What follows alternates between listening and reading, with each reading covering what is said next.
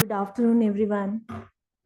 At the outset, I feel privileged to be here with such a dedicated, distinguished panel and professionals and colleagues. And I would like to thank Dr. Gupta for giving me this opportunity to view my thoughts on the subject.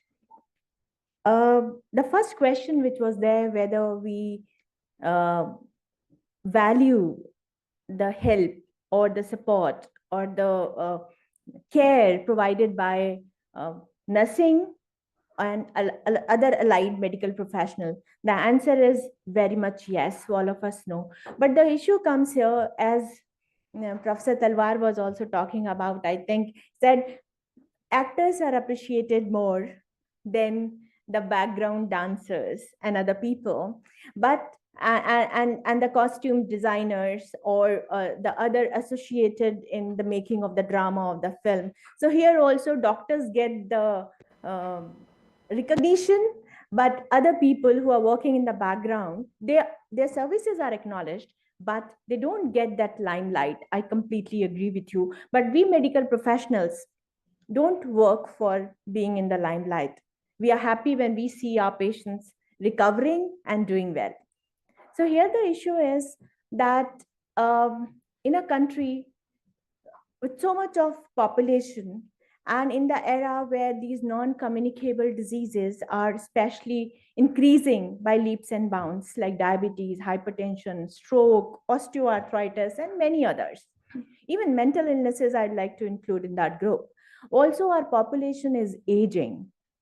And if you look at the doctor-patient ratio, is very poor. It's not even met in the best of the developed countries, but we are doing fairly okay. A lot to be done in that field.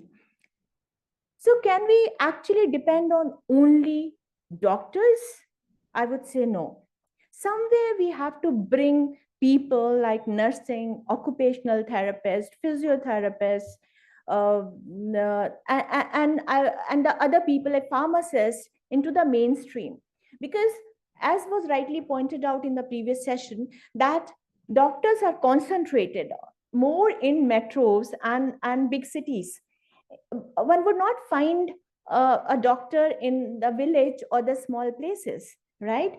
So, and what is the first line of contact there? That we were talking about quackery, be it digital or physical or whatever way. Why is that happening? Because anyone who falls sick, that person or the family member or the friends, they want that person to get well soon. And they're not worried about who is MBBS, MD, DM, or PhD, or nurse or whatever. They will go by hearsay that there is a person who helps, who can actually give you something which can cure your disease. So we cannot completely blame the social media or the other strategies which are available for whatever is happening in the societies. We ourselves will have to take that initiative. And I'm very happy today is World Health Day. And this is what could be have been the better day to start and think about this initiative, where one is actually, and the theme of this year is beginning. It means beginning early and then having hopeful future, right? So that only means that people where preventive care is more important, and focus of this year's theme is that is maternal and newborn child care, but we need to translate that to other spheres of life as well. So take the example of diabetes. Why a diabetic goes to the doctor, gets the blood sugar checked, goes to the doctor, tells that my sugar is 120 or 320 or gives some value. What endocrinologist does, with right continue same treatment, CST, or increases the drug a bit, or just modifies the diet. Can't a nurse do that? Easily can do that. There is a concept of nurse physician in US, where actually they are able to deal with even certain emergency situations, they are trained. So I think this is the right time where we need to engage these people in the mainstream.